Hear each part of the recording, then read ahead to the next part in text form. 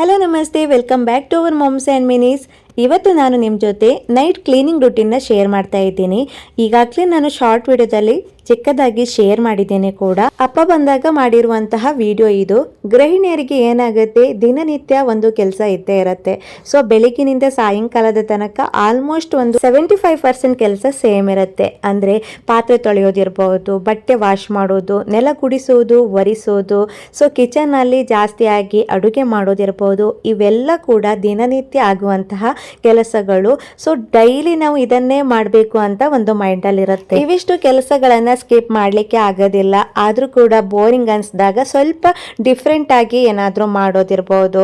So ಪಾತ್ರೆಗಳನ್ನ ಅವಾಗವಾಗಲೇ clean ಮಾಡ್ಕೊಂಡೋದಿರ್ಬೋದು, ಅಥವಾ ಒಂದೇ ಸಾರಿ ಕ್ಲೀನಿಂಗ್ ನಮ್ಮ ಎಫರ್ಟ್ ಇಂಟ್ರೆಸ್ಟ್ಗೆ ಬಿಟ್ಟಿರೋದು. ಸೊ ಹಾಗೆ ಅಪ್ಪ ಬಂದಾಗ ನಾನು ಕೂಡ ಮಕ್ಕಳ ಜೊತೆ ಸ್ವಲ್ಪ ಹೊರಗಡೆ ಹೋಗೋದು, ಅವ್ರ ಜೊತೆ ಇರೋದು, ಅಡುಗೆ ಮಾಡೋದು, ಬರೋದು, ಡೈಲಿ ಮಾಡುವ ಡೀಪ್ ಕೆಲಸದಲ್ಲಿ ಸ್ವಲ್ಪ ಸ್ಕಿಪ್ ಮಾಡಿದ್ದೀನಿ. ಅಂದ್ರೆ ಇವಾಗ ಕ್ಲೀನಿಂಗ್ ವಿಷಯ ಬಂದ್ರೆ ಸ್ವಲ್ಪ ಬಟ್ಟೆಯಿಂದ ಕ್ಲೀನ್ ಮಾಡ್ಕೊಳ್ಳೋದು, ಆ ರೀತಿ ಮಾಡ್ತಾ ಇದ್ದಿದ್ದೆ. ಸೊ ಇವತ್ತು ಸ್ವಲ್ಪ ಡೀಪ್ ಕ್ಲೀನಿಂಗ್ ಮಾಡೋಣ. ಇವಾಗ ನಾವು ಚಪಾತಿ ರೋಟಿ ಏನಾದರೂ ಮಾಡಬೇಕಾದ್ರೆ ಏನಾಗುತ್ತೆ, ಅದರ ಪೌಡ್ರ್ ಚೊಲ್ಲಿರುತ್ತೆ, ಸೊ ಹಾಲು ಉಕ್ಕಿರುತ್ತೆ, ಮೇಲ್ಗಡೆ ನಾವು ಒರೆಸಿದಾಗ ಏನಾಗುತ್ತೆ, ಕ್ಲೀನ್ ಆಗುತ್ತೆ, ಬಟ್ ನೀಟಾಗಿ ಕ್ಲೀನ್ ಆಗೋದಿಲ್ಲ. ಹಾಗೆ ಒಮ್ಮೆ ನಾವು ಡೀಪಾಗಿ ಕ್ಲೀನ್ ಮಾಡ್ಕೊಳ್ಳೇಬೇಕಾಗತ್ತೆ. ಸೊ ಇವತ್ತು 1 ವೀಕ್ ಆಯಿತು, ಮೇಲ್ಗಡೆನೇ ಒರೆಸ್ತಾ ಇದ್ದೆ. ಇವತ್ತು ಡೀಪಾಗಿ ಕ್ಲೀನ್ ಮಾಡೋಣ ಅಂತ ಹೇಳಿ ನೈಟ್ ನಾನು ಕ್ಲೀನಿಂಗ್ ಸ್ಟಾರ್ಟ್ ಮಾಡಿಕೊಂಡೆ. ಡಿನ್ನರ್ ಎಲ್ಲ ಆಯಿತು. ನಾರ್ಮಲ್ ಆಗಿ ನಾನು ರಾತ್ರಿ ನೀಟಾಗಿ ಕ್ಲೀನ್ ಮಾಡಿ ಮಲಗ್ತೀನಿ, ಯಾಕಂದರೆ ಬೆಳಿಗ್ಗಿನ ದಿನ ತುಂಬ ಚೆನ್ನಾಗಿ ಹೋಗಬೇಕು ಅನ್ನೋ ಕಾರಣಕ್ಕೆ. ಸೊ ಒಮ್ಮೆ ಈ ರೀತಿ ಎಲ್ಲ ಮೆಸ್ಸಿ ಆದಾಗ ಈ ರೀತಿಯಾಗಿ ಒಮ್ಮೆ ಕ್ಲೀನ್ ಮಾಡಿ ನೋಡಿ, ತುಂಬಾ ಪಾಸಿಟಿವ್ ಆಗಿ ಫೀಲ್ ಆಗುತ್ತೆ. ಸೊ ಇನ್ನು ನಾಳೆ ನಾವು ಒಳ್ಳೆ ರೀತಿಯಲ್ಲಿ ಬ್ರೇಕ್ಫಾಸ್ಟ್ ಮಾಡ್ಬೋದು, ದಿನ ಕೂಡ ತುಂಬ ಚೆನ್ನಾಗಿ ಹೋಗುತ್ತೆ ಅನ್ನೋ ಒಂದು ಫೀಲ್ ಕಾಣಿಸುತ್ತೆ. ನಾವು ಎಷ್ಟೇ ಕ್ಲೀನ್ ಮಾಡಿದ್ರು ಕೂಡ ನಾಳೆ ಮತ್ತೆ ಅಷ್ಟೇ ಗಲೀಜಾಗ್ಬಿಡತ್ತೆ, ಅಷ್ಟೇ ಮೆಸ್ಸಿ ಆಗಿಬಿಡತ್ತೆ. ಇನ್ನು ಮಕ್ಕಳಂತೂ ಇದ್ದರೆ ನೋಡಲೇಬಾರ್ದು, ಅಷ್ಟು ಗಲೀಜಾಗ್ಬಿಡತ್ತೆ. ಅವರಿಗೂ ಕೂಡ ಶಿಸ್ತನ್ನು ಕಲಿಸೋಣ, ಆದರೂ ಕೂಡ ಎಲ್ಲ ಸಲನೂ ಅವರನ್ನು ಫಾಲೋ ಮಾಡ್ಲಿಕ್ಕೆ ಆಗೋದಿಲ್ಲ. ಒಮ್ಮೊಮ್ಮೆ ಹಾಗಾಗ್ಬಿಡತ್ತೆ. ಅಲ್ಲಿ ಟಾಯ್ಸ್ ಇಡೋದು, ಇಲ್ಲಿ ಬುಕ್ ಇಡೋದು ಎಲ್ಲ ಮಾಡ್ತಾರೆ. ಇನ್ನು ನಾವು ಮಲಗಬೇಕಾದ್ರೆ ಕಿಚನ್ ಕ್ಲೀನ್ ಮಾಡೇ ಮಾಡ್ತೀವಿ. ಕ್ಲೀನ್ ಮಾಡುವಾಗ ಸ್ವಲ್ಪ ಡೀಪ್ ಕ್ಲೀನಿಂಗ್ ಮಾಡೋದ್ರಿಂದ ಮನೆ ಯಾವಾಗಲೂ ನೀಟಾಗಿರುತ್ತೆ ಅನ್ನೋದು. ಸೊ ಹಾಗೆ ಜಾಸ್ತಿ ನಾವು ಕಿಚನ್ ಟಾಪಲ್ಲಿ ಏನಾದರೂ ಮೆಟೀರಿಯಲ್ಸ್ ಐಟಮ್ಸ್ ಎಲ್ಲ ಇಡಬಾರ್ದು. ಇಟ್ಟಿದ್ರು ಕೂಡ ಅವಾಗವಾಗ ಅದನ್ನು ಎತ್ತಿಟ್ಟು ನಾವು ಕ್ಲೀನಿಂಗನ್ನು ಮಾಡ್ಕೋಬೇಕಾಗತ್ತೆ. ಇಲ್ಲ ಅಂತಾದರೆ ಮೂಲೆ ಕೂಡ ಡಸ್ಟ್ ಕೂತ್ಕೊಂಡು ತುಂಬಾ ಗಲೀಜಾಗ್ಬಿಡತ್ತೆ. ಸೊ ಇನ್ನು ಓವೆನ್ ಅಂತೂ ನನಗೆ ಇಷ್ಟ ಆಗದೆ ಇರುವಂತಹ ಒಂದು ಪ್ರಾಡಕ್ಟು. ತಂದಾಯಿತು ಅಂತ ಹೇಳಿ ಯೂಸ್ ಮಾಡ್ತಾ ಇದ್ದೀನಿ. ಏನಾದರೂ ಸಾಂಬಾರು ಬಿಸಿ ಮಾಡೋದಿರ್ಬೋದು, ಆ ರೀತಿಯೆಲ್ಲ ಯೂಸ್ ಮಾಡ್ತೀನಿ. ಸೊ ಯೂಸ್ ಮಾಡಿದ ಮೇಲೆ ನಾವು ಅದನ್ನು ಒಮ್ಮೆ ರಾತ್ರಿ ಕ್ಲೀನ್ ಮಾಡಿನೇ ಮಲಗಬೇಕು. ಇವಾಗ ಹಕ್ಕಳಿಗಳು ಜಾಸ್ತಿ ಆಗ್ಬಿಡುತ್ತೆ. ಸೊ ಸ್ವಲ್ಪ ಕ್ಲೀನ್ ಮಾಡೋದು ಕಡಿಮೆ ಆದರೆ ಹಕ್ಕಳೆಗಳು ಆಗೇ ಆಗುತ್ತೆ. ಮೇಯ್ನ್ ಆಗಿ ಕಿಚನ್ ಟಾಪನ್ನು ಕ್ಲೀನ್ ಮಾಡ್ತಾನೆ ಇರಬೇಕಾಗತ್ತೆ. ಸೊ ದಿನವಿಡೀ ಕ್ಲೀನ್ ಮಾಡ್ಲಿಕ್ಕೆ ಆಗೋದಿಲ್ಲ ಅಂತ ಹೇಳಿದರೆ ರಾತ್ರಿ ಮಲಗಬೇಕಾದ್ರೆ ಸ್ವಲ್ಪ ಡೀಪ್ ಕ್ಲೀನಿಂಗ್ ಮಾಡೋದ್ರಿಂದ ಯಾವಾಗಲೂ ನೀಟಾಗಿ ಕ್ಲೀನಾಗಿರುತ್ತೆ ಅನ್ನೋದು. ಸೊ ಇವಾಗ ನಾನು ಇದನ್ನೆಲ್ಲ ಕ್ಲೀನ್ ಮಾಡಿದಾದ್ಮೇಲೆ ಪಾತ್ರೆ ಕೂಡ ಅಷ್ಟೇ ರಾತ್ರಿ ಮಲಗಬೇಕಾದ್ರೇ ಕ್ಲೀನ್ ಮಾಡಿ ಮಲಗ್ತೀನಿ. ಸೊ ಬೆಳಿಗ್ಗೆ ಬೇಗ ಎದ್ದು ಟಿಫಿನ್ ಬಾಕ್ಸ್ ರೆಡಿ ಮಾಡೋದು, ಮಕ್ಕಳನ್ನು ಸ್ಕೂಲಿಗೆ ಕಳಿಸೋದು ಅದೇ ಆಗತ್ತೆ. ಮತ್ತೆ ಬೆಳಿಗ್ಗೆ ಕ್ಲೀನ್ ಮಾಡ್ಕೊಳ್ಳೋಕ್ಕೂ ಕೂಡ ಟೈಮ್ ಸಿಗೋದಿಲ್ಲ. ಇನ್ನು ನಮ್ಮ ಕಿಚನ್ ಕೂಡ ಸ್ವಲ್ಪ ಚಿಕ್ಕದು, ಜಾಸ್ತಿ ಏನಾದರೂ ಇಟ್ಟರೆ ತುಂಬ ಮೆಸ್ಸಿಯಾಗಿ ಕಾಣಿಸುತ್ತೆ. ಸೊ ನನಗೆ ಯಾವುದೆಲ್ಲ ಬೇಕು ಅದನ್ನು ಮಾತ್ರ ನಾನು ಕಿಚನ್ನಲ್ಲಿ ಇಟ್ಕೊಂಡಿರ್ತೀನಿ. ಸೊ ಇನ್ನು ಡೆಕೋರ್ ಏನಾದರೂ ಮಾಡಬೇಕು ಅಂತ ಅನಿಸಿದರೆ ಅಲ್ಲಿ ಜಾಗ ಸ್ವಲ್ಪ ಕಡಿಮೆ ಇದೆ. ಹಾಗೆ ಹೊರಗಡೆ ಎಲ್ಲ ಅಪಾರ್ಟ್ಮೆಂಟ್ ಎಲ್ಲ ಆಗ್ತಾ ಇರೋದ್ರಿಂದ ಡಸ್ಟ್ ಅಂತೂ ದಿನ ಬಂದಿರುತ್ತೆ. ಸೊ ಒಮ್ಮೆ ಕ್ಲೀನ್ ಮಾಡಿನೇ ಮಲಗಿದ್ರೆ ಸೊ ಕ್ಲೀನ್ ಆಗಿದೆ ಅನ್ನೋ ಒಂದು ಫೀಲ್ ಕೂಡ ನಮ್ಮ ಹತ್ರ ಇರುತ್ತೆ. ಸೊ ಹಾಗೆ ಮನೆ ಕೂಡ ತುಂಬಾ ನೀಟಾಗಿರುತ್ತೆ. ಇನ್ನು ನಾನು ಕ್ಲೀನಿಂಗ್ ಮಾಡಲಿಕ್ಕೆ ಸಿಂಪಲ್ ಆಗಿ ಮನೆಯಲ್ಲೇ ಲಿಕ್ವಿಡ್ ಅನ್ನ ಮಾಡಿಕೊಂಡು ಕ್ಲೀನಿಂಗ್ ಮಾಡ್ಕೋತೀನಿ. ಇನ್ನು ಪಾತ್ರೆ ಎಲ್ಲ ತೊಳೆದು ಕಿಚನ್ ಟಾಪ್ ಎಲ್ಲ ಕ್ಲೀನಿಂಗ್ ಆದ್ಮೇಲೆ ಸಿಂಕ್ ಕೂಡ ಅಷ್ಟೇನೆ ರಾತ್ರಿ ಅದನ್ನ ಚೆನ್ನಾಗಿ ಉಜ್ಜಿ ಕ್ಲೀನ್ ಮಾಡಿನೇ ಮಲಗಬೇಕು. ಸಿಂಕ್ ಯಾವಾಗ್ಲೂ ಪಳಪಳ ಅಂತ ಇದ್ರೇನೆ ಕಿಚನ್ ಫುಲ್ ನೀಟ್ ಆಗಿದೆ ಅಂತ ಅನಿಸುತ್ತೆ. ಇಲ್ಲ ಅಂತಾದ್ರೆ ಕಿಚನ್ ಸಿಂಕ್ ಕೂಡ ಪಾಚಿ ಕಟ್ಕೊಂಡಿರುತ್ತೆ. ಸೊ ಇದೊಂದು ಯಾವಾಗ್ಲೂ ಮಾಡಬೇಕಾಗಿರುವಂತಹ ಕೆಲಸ. ಹಾಗೆ ಕಿಚನ್ ಸಿಂಕ್ ಅಲ್ಲಿ ಯಾವಾಗ್ಲೂ ಚಿಕ್ಕ ಚಿಕ್ಕ ಅಕ್ಕಿ ಇರಬಹುದು, ನಾವೇನಾದ್ರೂ ಅಡುಗೆ ಮಾಡಿದಾಗ ಬಳಸದಿರುವಂತಹ ಕಸಗಳಿದೆಯಲ್ಲ ಸಿಂಕಲ್ಲಿ ಹೋಗಿ ಸಿಕ್ಕಾಕೊಳ್ಳುತ್ತೆ. ಅದಕ್ಕೆ ಒಂದು ಚಿಕ್ಕದಾದಂತಹ ನೆಟ್ ಸಿಗುತ್ತೆ, ಅದನ್ನು ನಾವು ಹಾಕಿ ಕ್ಲೀನಿಂಗ್ ಮಾಡ್ಕೋಬೇಕು. ಸೊ ಅವಾಗ ಅದರಲ್ಲಿ ಈ ಚಿಕ್ಕ ಚಿಕ್ಕ ಕಸಗಳು ಹೋಗಿ ನಿಂತ್ಕೊಂಡಿರುತ್ತೆ. ಸೊ ಸಿಂಕ್ ಕೂಡ ಬ್ಲಾಕ್ ಆಗೋದಿಲ್ಲ. ಪುಟ್ಟದೊಂದು ಗಾರ್ಬೇಜ್ ಅನ್ನ ನಾನು ಅಲ್ಲೇ ಇಟ್ಕೊಂಡಿರ್ತೀನಿ, ನನ್ನ ಕೈಯಲ್ಲಿ ಇದೆಯಲ್ಲ. ಸೊ ಅದು ಬಂದು ಗಾರ್ಬೇಜ್ ಬಾಕ್ಸು. ಸೊ ಚಿಕ್ಕದಾಗಿರೋದನ್ನ ಯಾಕೆ ಇಟ್ಕೊಂಡಿದ್ದೀನಿ ಅಂತ ಹೇಳಿದ್ರೆ, ಅವಾಗವಾಗ ಸಿಂಕ್ ಅಲ್ಲಿ ನಾವು ಕ್ಲೀನ್ ಮಾಡ್ತಿರ್ಬೇಕಾದ್ರೆ ಚಿಕ್ಕ ಚಿಕ್ಕ ಕಸಗಳಿರುತ್ತೆ, ಅದನ್ನು ಅದರಲ್ಲಿ ಹಾಕಿ ಇಟ್ಕೊಂಡು ನಂತರ ನಾವು ದೊಡ್ಡ ಗಾರ್ಬೇಜ್ಗೆ ಹಾಕೋಬಹುದು. ಇನ್ನು ಕ್ಲೀನಿಂಗ್ ಎಲ್ಲ ಆದ್ಮೇಲೆ ಕಿಚನಲ್ಲಿ ಯಾವಾಗಲೂ ಒಂದು ಹ್ಯಾಂಡ್ ವಾಶನ್ನು ಇಟ್ಕೋಬೇಕು. ಯಾಕಂದರೆ ಇವಾಗ ಲಿಕ್ವಿಡ್ ಹಾಕಿ ಪಾತ್ರೆ ತೊಳಿತೀವಿ, ಸಿಂಕೆಲ್ಲ ವಾಶ್ ಮಾಡಿರ್ತೀವಿ, ಕೈಯೆಲ್ಲ ಸ್ವಲ್ಪ ಹಾರ್ಡ್ ಅನಿಸುತ್ತೆ. ಅವಾಗ ಸ್ವಲ್ಪ ಹ್ಯಾಂಡ್ ವಾಶನ್ನು ಹಾಕಿ ಕೈಯನ್ನು ವಾಶ್ ಮಾಡ್ಕೋಬೇಕು. ಇನ್ನು ನಾಳಿನ ಬ್ರೇಕ್ಫಾಸ್ಟ್ಗೆ ಮೆಂತ್ಯ ಹಿಟ್ಟನ್ನು ಕಡಿದಿಟ್ಟಿದ್ದೆ, ದೋಸೆ ಏನಾದರೂ ಮಾಡೋಣ ಅಂತ ಹೇಳಿ. ಸೊ ಹಾಗೆ ಕಿಚನ್ ಕೂಡ ಕ್ಲೀನಿಂಗ್ ಆಯಿತು. ಇವಾಗ ಹೋಗಿ ಮಲಗೋದು. ಸೊ ಮಲಗಲಿಕ್ಕೆ ಮೊದಲು ಸ್ವಲ್ಪ ಸ್ಕಿನ್ ಕೇರ್ ಕೂಡ ಇತ್ತು, ಅದನ್ನು ಮುಂದೆ ಬೇಕಾದರೆ ಶೇರ್ ಮಾಡ್ತೀನಿ. ಸೊ ಇದು ಬಂದು ಮೆಂತ್ಯ ಹಿಟ್ಟನ್ನು ರುಬ್ಬಿಟ್ಟಿರೋದು.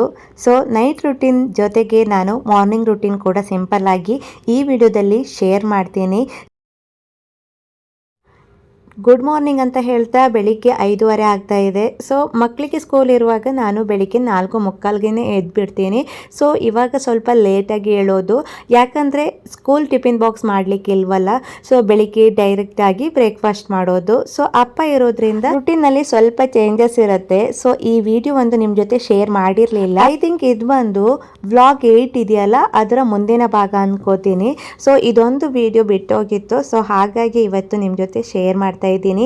ಡೈಲಿ ನನ್ನ ವ್ಲಾಗ್ ನೋಡೋರಿಗೆ ಇದು ಅರ್ಥ ಆಗ್ಬೋದು ಅಂತ ಅನ್ಕೊಳ್ತೀನಿ. ಸೊ ಹಾಗೆ ಬೆಳಿಗ್ಗೆ ಎದ್ದ ತಕ್ಷಣ ಬ್ರಷ್ ಮಾಡಿಬಿಟ್ಟು ಮೊದಲಿಗೆ ಫೇಸ್ ವಾಶನ್ನು ಹಾಕಿ ಮುಖನ ತೊಳೆಯೋದ್ರಿಂದ ತುಂಬಾ ಫ್ರೆಶ್ ಫೀಲ್ ಕೊಡುತ್ತೆ. ನೆಕ್ಸ್ಟ್ ನಾನು ಡೈರೆಕ್ಟಾಗಿ ಕಿಚನ್ಗೆ ಬರ್ತೀನಿ. ಸೊ ಇವತ್ತು ನಾನು ನಾರ್ಮಲ್ ಆಗಿ ಅಪ್ಪನಿಗೆ ಏನೆಲ್ಲ ಮಾಡ್ತೀನಿ ಅನ್ನೋದನ್ನು ಶೇರ್ ಮಾಡ್ತೀನಿ. ಲಾಸ್ಟ್ ಒಂದು ವಿಡಿಯೋದಲ್ಲಿ ಹೇಳಿದ್ದೇನೆ ಮಾರ್ನಿಂಗ್ ರುಟೀನ್ ಅಪ್ಪನ ಜೊತೆ ಹೇಗಿರುತ್ತೆ ಅಂತ ಹೇಳಿ. ಸೊ ಕಿಚನ್ ಎಲ್ಲ ಕ್ಲೀನಿಂಗ್ ರಾತ್ರಿ ಮಾಡಿರೋದು ಶೇರ್ ಮಾಡಿದ್ದೀನಿ. ಸೊ ಬೆಳಿಗ್ಗೆ ಗ್ಯಾಸ್ ಸ್ಟವ್ನೆಲ್ಲ ಜೋಡಿಸ್ಕೊತಾ ಇದ್ದೀನಿ. ಆಲ್ಮೋಸ್ಟ್ ನಂದು ನಾರ್ಮಲ್ ರುಟೀನ್ ಹೀಗೇನೆ ಇರುತ್ತೆ. ಬೆಳಿಗ್ಗೆ ಎದ್ದ ತಕ್ಷಣ ಫೇಸ್ ವಾಶ್ ಮಾಡೋದು, ಕಿಚನ್ಗೆ ಬಂದು ಗ್ಯಾಸನ್ನೆಲ್ಲ ರೆಡಿ ಮಾಡಿಕೊಂಡು ಇವತ್ತು ಏನು ಅಡುಗೆ ಮಾಡಲಿ ಅಂತ ಹೇಳಿ ರಾತ್ರಿ ಥಿಂಕ್ ಮಾಡಿರ್ತೀನಿ. ಬಟ್ ಬೆಳಿಗ್ಗೆ ಐಡಿಯಾ ಬಂದರೆ ಚೇಂಜಸ್ ಕೂಡ ಆಗೋದಿರುತ್ತೆ. ರಾತ್ರಿ ನಾವು ಅಷ್ಟೊಂದು ಕ್ಲೀನ್ ಮಾಡಿದರೂ ಕೂಡ ಬೆಳಿಗ್ಗೆ ಒಮ್ಮೆ ಕ್ಲೀನ್ ಮಾಡೋದು ದಿನನಿತ್ಯದ ಒಂದು ಅಭ್ಯಾಸದ ಕೆಲಸ ಅಂತ ಹೇಳ್ಬೋದು. ಎಷ್ಟೇ ಕ್ಲೀನ್ ಆದರೂ ಕೂಡ ಬಟ್ಟೆಯಿಂದ ಒರೆಸ್ಕೊಂಡೇನೆ ಅಡುಗೆ ಮಾಡಬೇಕು ಅಂತ ಅನಿಸುತ್ತೆ. ಹಾಗೆ ಇವಾಗ ಚಳಿಗಾಲ ಆಗಿರೋದ್ರಿಂದ ಮೆಂತ್ಯ ಹಿಟ್ಟು ಕೂಡ ಒಬ್ಬಿ ಬರ್ತಾ ಇರಲಿಲ್ಲ. ಸೊ ನಾನೇನು ಮಾಡಿದ್ದೀನಿ ಅಂತ ಹೇಳಿದರೆ ಬೇಗನೆ ಕಡ್ದಿಟ್ಕೊಳ್ತೀನಿ.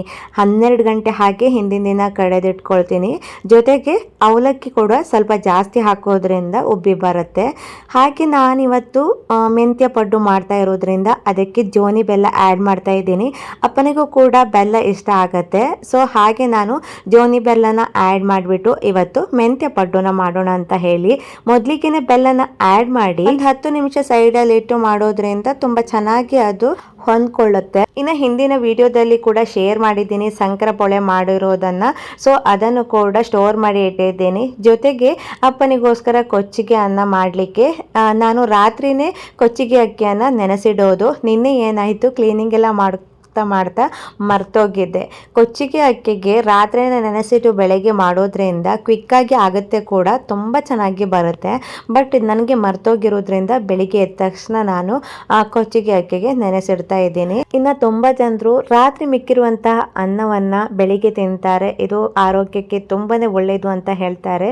ಸೊ ಅಪ್ಪ ಕೂಡ ಹಾಗೆ ಅವರು ಬೆಳಿಗ್ಗೆ ಫ್ರೆಶ್ ಆಗಿ ಅನ್ನ ಮಾಡಿಕೊಂಡು ಬ್ರೇಕ್ಫಾಸ್ಟ್ ಬದಲಿಗೆ ಅನ್ನವನ್ನು ಊಟ ಮಾಡ್ತಾರೆ. ಬಟ್ ಇವತ್ತು ಸ್ವಲ್ಪ ಲೇಟ್ ಆಗ್ಬೋದು, ಅಕ್ಕಿ ನೆನೆಸಿಟ್ಟಿರೋದು ನೆನಪು ಹೋಗಿತ್ತು. ಸೊ ಇವಾಗ ಜೀರಾ ವಾಟರ್ ಅನ್ನ ಮಾಡ್ಕೋತಾ ಇದ್ದೀನಿ. ಅಪ್ಪನಿಗೆ ಬೆಳಿಗ್ಗೆ ಎದ್ದ ತಕ್ಷಣ ಜೀರಾ ವಾಟರ್ ಕುಡಿಬೇಕು. ಸೊ ಹಾಗಾಗಿ ಈ ಜೀರಾ ವಾಟರ್ ಅಂತ ಹೇಳಿದ್ರೆ ಜೀರಿಗೆ ಮತ್ತೆ ಕೊತ್ತಂಬರಿಯನ್ನ ಪುಡಿ ಮಾಡಿ ಇಟ್ಕೋಬೇಕು. ನಂತರ ಸ್ವಲ್ಪ ನೀರನ್ನು ಹಾಕಿ, ನೀರು ಬಿಸಿ ಆದ್ಮೇಲೆ ಆ ಹುಡಿಯನ್ನ ಹಾಕಿ ಕುದಿಸಿ ಕುಡಿಯೋದು. ಇದು ಕೂಡ ತುಂಬಾನೇ ಒಳ್ಳೆಯದು. ಇದು ಅವರ ದಿನನಿತ್ಯದ ರೂಢಿಯಾಗಿತ್ತು. ಅದೇ ರೀತಿಯಾಗಿ ನಾನು ಮತ್ತೆ ಅದ್ವೇನ್ ಬೆಳಿಗ್ಗೆ ಎದ್ದ ತಕ್ಷಣ ಒಂದು ಪ್ರೋಟೀನ್ ಜ್ಯೂಸ್ ಕುಡಿತೀವಿ. ಅದು ಬಂದು ಮಾಲ್ಟ್ ಪೌಡರ್. ಅದನ್ನು ನಾನು ಒಮ್ಮೊಮ್ಮೆ ಚೇಂಜಸ್ ಆಗಿ ಮಾಡ್ತೀನಿ. ಇವಾಗ ಮಿಲೆಟ್ಸ್ ಅಂತ ಸಿಗುತ್ತೆ, ಅದನ್ನು ಮಾಡಿ ಕುಡಿತೀವಿ. ಇದರಲ್ಲಿ ಪ್ರೋಟೀನ್ಸ್ ಇರುತ್ತೆ. ಬೇರೆ ಏನಾದರೂ ಕುಡಿಬಹುದು. ಮನೆಯಲ್ಲೂ ಕೂಡ ನಾವು ಬಾದಾಮಿ ಎಲ್ಲ ಒಣಗಿಸಿ ಪೌಡರ್ ಮಾಡಿ ಕೂಡ ಹಾಕಿ ಕುಡಿಬಹುದು. ಸೊ ಇವಾಗ ನಾನು ಅದನ್ನು ಮಾಡಿಕೊಂಡ್ರೆ, ಹಾಗೆ ಅಪ್ಪನಿಗೂ ಕೂಡ ನಾನಿಲ್ಲಿ ಜೀರಾ ವಾಟರ್ ಕೂಡ ಕುದಿಸ್ಲಿಕ್ಕೆ ಇಟ್ಟಿದ್ದೀನಿ. ಹಾಗೆ ನನಗೋಸ್ಕರ 1 ಗ್ಲಾಸ್ ನೀರನ್ನು ಬಿಸಿ ಮಾಡ್ಕೋತಾ ಇದ್ದೀನಿ. ಯಾಕಂದರೆ ಒಬ್ಳೇನೆ ಬಿಸಿ ನೀರು ಕುಡಿತಾ ಇದ್ದೀನಿ. ಸೊ ಹಾಗಾಗಿ ಓವೆನಲ್ಲೇ ಮಾಡ್ಕೊಳ್ಳೋಣ ಅಂತ ಹೇಳಿ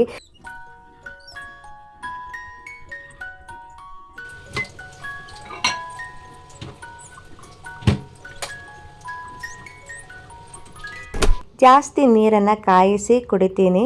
ಸೊ ಇನ್ನು ಬೆಳಿಗ್ಗೆ ಎದ್ದ ತಕ್ಷಣವೇ ಬಿಸಿ ನೀರು ಕುಡಿಯೋದು ಅಭ್ಯಾಸ. ಬಟ್ ನನಗೇನಾಗುತ್ತೆ, ಎಲ್ಲ ಕೆಲಸ ಸ್ವಲ್ಪ ಮಾಡಿಟ್ಟು ಸ್ವಲ್ಪ ಫ್ರೀ ಟೈಮಲ್ಲಿ ಕುಡಿಯೋಣ, ಫ್ರೀ ಮಾಡಿಕೊಂಡು ಕುಡಿಯೋಣ, ಸ್ವಲ್ಪ ಹೊತ್ತು ಕೂತ್ಕೊಂಡು ಕುಡಿದ್ರೆ ಅಲ್ಲೇ ಟೈಮ್ ಆಗಿಬಿಡತ್ತೆ ಅಂತ ಅನಿಸುತ್ತೆ.